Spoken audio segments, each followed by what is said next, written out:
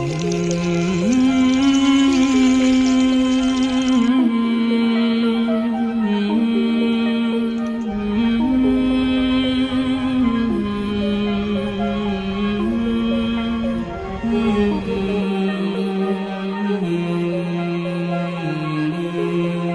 अक्सर आपने माँओं को अपने बेटियों के बारे में ये कहते हुए ज़रूर सुना होगा कि अभी तो बहुत छोटी हैं, पूरी ज़िंदगी पड़ी है काम करने के लिए, जब वक्त आएगा तो वो भी कर लेंगी।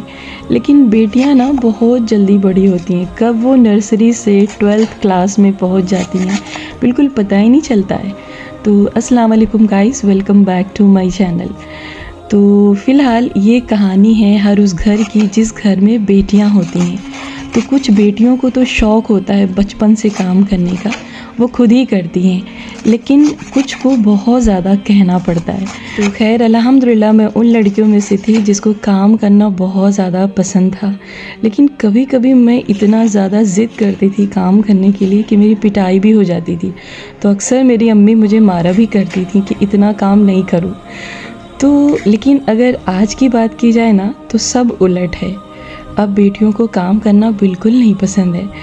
तो खैर अगर मैं बात करूं अमानत की, तो अमानत को ख़ास इतना इंटरेस्ट नहीं है काम करने का, लेकिन हाँ वो खाना जो भी बनाती है ना बहुत टेस्टी बनाती हैं। लेकिन उनकी प्रॉब्लम एक ये है ना कि जो भी करती हैं ना बहुत धीरे धीरे करती हैं, लेकिन बहुत परफेक्ट करती हैं।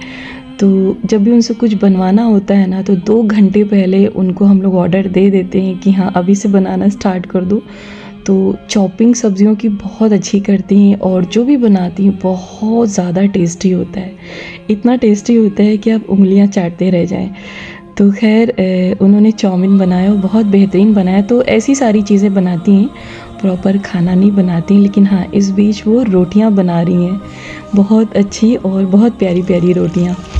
तो खैर मैं ये बात कर रही थी कि लड़कियों को बिल्कुल इंटरेस्ट नहीं रहा इस दौरान काम करने में। तो जो भी बच्चियां मुझे सुन रही हैं मैं उनसे यही कहना चाहूँगी कि काम के बिना गुजारा नहीं है।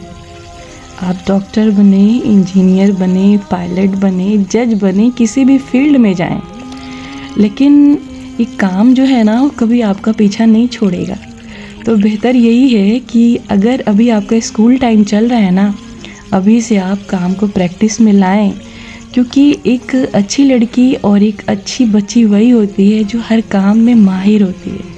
जैसे घर संभालना बखूबी आता है, तो जॉब करें या नहीं करें यह आपकी मर्ज़ी है, लेकिन अगर बात की जाए काम की ना तो घर की जिम्मेदारियां तो एनी हाउ आपको निभानी ही पड़ेगी, चाहे आपका दिल करे या ना करे।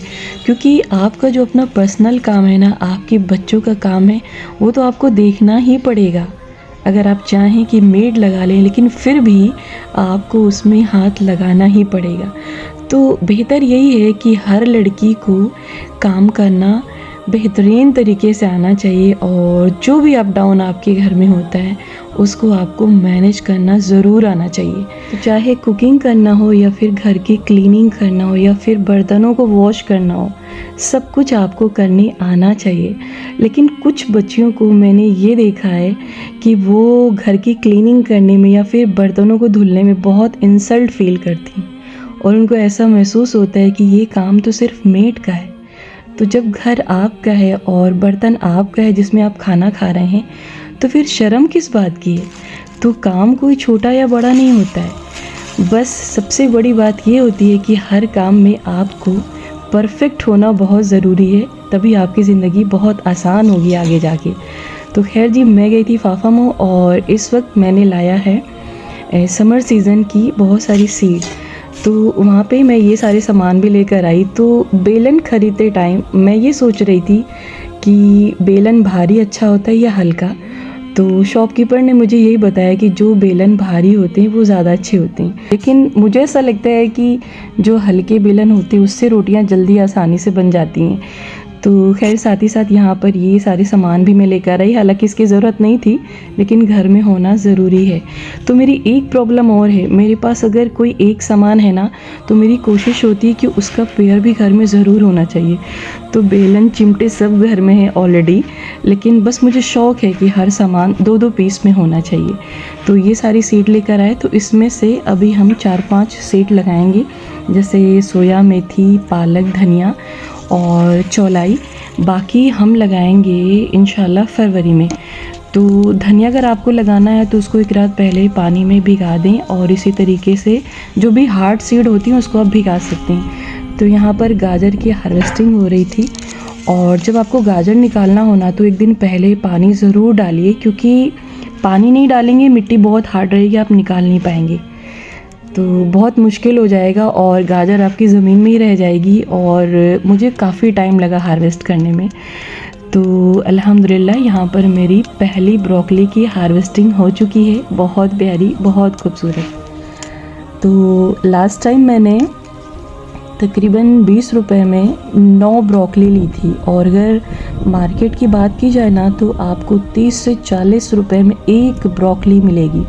लेकिन इस बार मैंने लाया था पूरा 20 रुपीज़ का ही लाया था, लेकिन मेरे पास सिर्फ 2 ब्रोकली मिली हैं, तो एक मैंने भी हार्वेस्ट कर लिया, एक अभी लगी है। तो यहाँ पर गाजर की हार्वेस्टिंग ऐसी हुई अल्हम्दुलिल्लाह कि मैंने कभी सोचा ही नहीं था। तो सबसे मुश्किल मुझे गाजर उगाना लग रहा था, क्योंकि लास्ट टाइम मैंने गाजर और चुकंदर दोनों ही लगाया था। लेकिन कहते हैं ना कि जब तक अल्लाह हुक्म नहीं दे किसी चीज़ का वो काम हो नहीं सकता है। सीड मैंने डाला, बड़ी पतली पतली छोटी छोटी मिली थी, लेकिन इस बार बहुत अच्छे शेप में, बड़े शेप में मिली हैं, और निकालते टाइम थोड़ा छोटे छोटे साइज़ की भी मिली हैं। तकरीबन मुझे यहाँ पे गाजर 2 केजी तक मिली है, और बहुत ढेर सारी नीचे भी छिपी हुई है। तो आप मार्केट में ख़रीदने जाएंगे तो आपको 40 से लेकर 60 रुपये केजी तक गाजर मिलेगी। अभी तो फ़िलहाल आपको 40 रुपीज़ केजी मिल जाएगी। लेकिन अगर इस गाजर की बात की जाए ना तो यहाँ पे मैंने 10 रुपीज़ की सीड डाली थी, और अभी यहाँ पे इतनी सारी गाजर मिली, लेकिन आगे और भी इंशाल्लाह मिलेंगी। तो अगर आप भी चाहते हैं कि ऐसी ही प्यारी प्यारी गाजर, चुकंदर और ब्रोकली आपको आपके टेरिस से मिले, तो इसके लिए आपको बहुत सारी करनी पड़ेगी मेहनत, और साथ ही साथ एक प्यारा सा गार्डन रेडी करना पड़ेगा। तो अगर आपकी छत पे अच्छी धूप आती है तो आप भी एक गार्डन रेडी कर सकते हैं।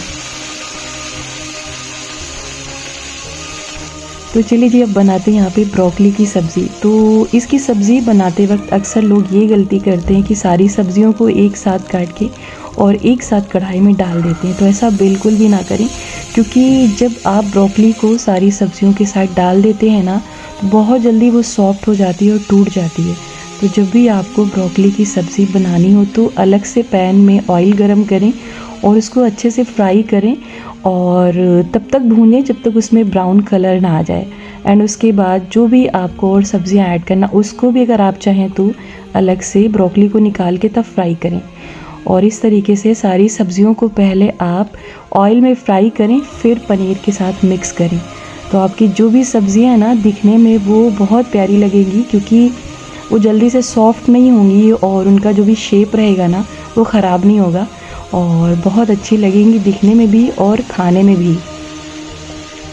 तो जब भी मैं कोई खाना बनाती हूँ ना तो उसमें तेल भरपूर डालती हूँ और मिर्ची भी बहुत ज़्यादा डालती हूँ। तो मुझे ऑयली और स्पाइसी खाने बहुत पसंद हैं।